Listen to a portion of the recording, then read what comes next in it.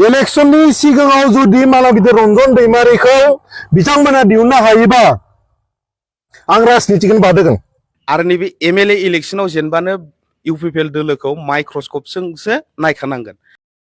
फेसबुकाव गोबां दावराव दावसि इउपिपिएल आरो बिपिएफ आदा रंगल बर' बिथाङा मोनसे चेलेन्ज खालामदों जे इबार इलेक्शननि आगोलाव बा सिगाङाव बिपिएफआ रन्जन दैमारि सारखौ जोबथेसालिनिफ्राय उदां खालामो अब्ला आदा रंगल बर'आ राजनितिकनिफ्राय जानगार जागोन, राजनितिक गेलेया होननानै। लोगोसे बिपिएफनि जायफोर रां अनसुंथाइ होदों बैफोर रांखौ खेराइ रिजर्टआव थानाय लाइमोनफोरनो सिख्लाफोरनो होनाय खोथाखौ फोरमायदों। भिडिअनि गेजेरजों नोंथांमोना मोजाङै भिडिअखौ नायबा नुनो मोनगोन। बेजों लोगोसे इउपिपिएलखौ इलेक्शन जोबनायनि उनाव माइक्रस्कपजोंसो नायनांगोन।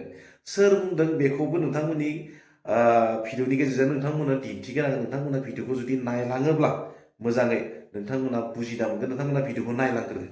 दिहुनदो दा मालाव गिदिर रन्जन दैमारि बिथांखौ इलेक्शननि सिगाङाव जुदि मालाव गिदिर रन्जन दैमारिखौ बिथांमोना दिहुननो हायोबा आं राजनितिखौनो बादोगोन। भिडिअखौ नोंथांमोना सेभ खालामनानै ला। मानाव गेदेर हाग्रामा महिलारि बिथां, रिन्जय बर' आदा बिथां, बिक्रम दैमारि आदा बिथां, कास्टम बसुमतारी आदा बिथां, प्रहलाद ब्रह्म बिथां, मानाव गेदेर रन्जन दैमारि बिथांखौ जुदि इलेक्शननि सिगाङाव नोंथांमोना दिहुननो हायोब्ला जिन्दगियाव आं राजनितिखौनो खामा। बाखि बर'फोरा सेंग्राफोरा बर' नङा नामा? बाखि बर' सिख्लाफोरा बर' सिख्ला नङा नामा? बाथौ खेराइ रिजर्टआव थानाय बे मोजां मोननाय गावसोरनि गार्लफ्रेन्डफोराल'सो मोननांगौ 2 लाखखौ नामा? बिदिसो बे गौरां हटेलाव थानाय बे मोजां सिख्लाफोरासो मोननांगौ, बाखिफोरा मोननाङा। गोरिब दुखिया मानसिफोरा मोननाङा। जायफोरनिफ्राय नोंथांमोना भट लादोंमोन गावसोरनि गोसोनायफोरनो बानायनो हादों, गावसोरनि मोजां मोननायफोरनो बानायनो हादों। एसे लाजि पाप नांगोन। दुखिया मानसिफोरखौ इमान थगायनो मोना, गोरिब मानसिफोरखौ थगायनो मोना। लाइमोन सेंग्रा सिख्ला बिथांमोना आसा खालामनानै नोंथांमोननि खोथा लानानै नोंथांमोननि फेसबुक लाइभखौ नायनानै भट होदोंमोन। एमएलए इलेक्शना एप्रिलाव जागोन, बैसागुनि सिगांनो जागोन। बिथाङा 6 मान्थ्सनि खोथा बुंदों। बिसोरो जेनखागोनखौ नुहुरखादों। आरो नैबे एमएलए इलेक्शनाव जेनबानो इउपिपिएल दोलोखौ माइक्रस्कपजोंसो नायखानांगोन।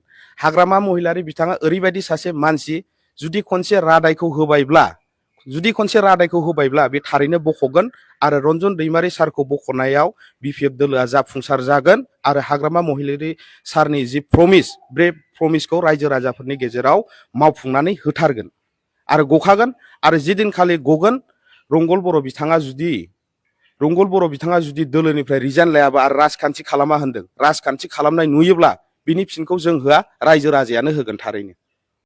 रंगल बिथाङा मोनसे खौरां बिलाइयाव फोरमायदों जे 2 लाख रांखौ इउपिपिएलनि सुबुंफोरनो होनाय जायाखै, अनलि बिपिएफनि दैदेनगिरि लाइमोनफोरल' होनाय जादों। जायनाखि बिपिएफनि लाइमोन आरो जाय बाथौ रिजर्टआव थानाय लाइमोनफोर बेनोल' होनाय जादों होननानै बिथाङा बे 2 लाखनि खेथ्रआव बुंनांगौ जेबो मोन्थाय गैया होननानै आं सानो। मानो होनोब्ला इउपिपिएल सरकारनि दिनाव गासिबो एडभार्टाइजमेन्टखौनो हरनि समावसो होनाय जायोमोन। दा बिथाङा हराव होग्राखायनो, जोंनाथ' बिपिएफ सरकारा सानावसो होयो गासिबो एडभार्टाइजमेन्टखौ।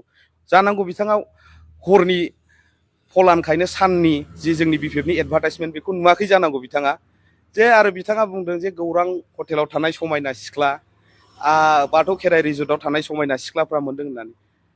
जुदि गौरां हटेलाव बा बाथौ खेराइ रिजर्टआव जुदि समायना सोरबा सिख्लाफोर थायोब्ला आं बिपिएफ दोलोखौनो नागारगोन।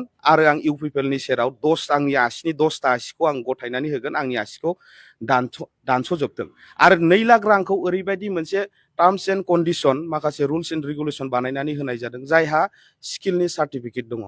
दा बिथांमोनाबो लुगैदों, थिग दा फैबाय थानाय समाव नैबे फार्स्ट एमएलए इलेक्शन जोबनायनि उनावबो आरो सेकेन्ड जे फर्मखौ राननाय जाबावगोन, बेयाव बिथांमोना खाबुला। नोंथांमोननि सेराव बा रंगल बर' नोंथाङाबो मोननो हागोन बेखौ, जुदि नोंथांनाव जयगथा दङब्ला, जुदि नोंथांनाव स्किल सार्टिफिकेट दङब्ला जों होनाय जागोन। बेयाव खुनु बिजेपि, कंग्रेस, इउपिपिएल, सोरबा बिपिएफ, तृणमूल कंग्रेस बे पर्यायसिम जों नायनाय जायाखै। स्किलआ जुदि स्किल सार्टिफिकेटआ दङब्लानो नोंथाङाबो बा नोंथांनि दोलोनि सुबुंफ्राबो बे 2 लाखखौ मोननो हागोन। जों रावखौबो नेवसिया बिपिएफ हिसाबै, मानो होनबा बिपिएफआ गासिबो हारि हारिसा धोरोम राव हारि हारिमुखौ लानानै सिगां फारसे खामानि मावलांनो थाखाय ओंखारबोखानाय मोनसे अरायथा मोनसे दोलो बियो।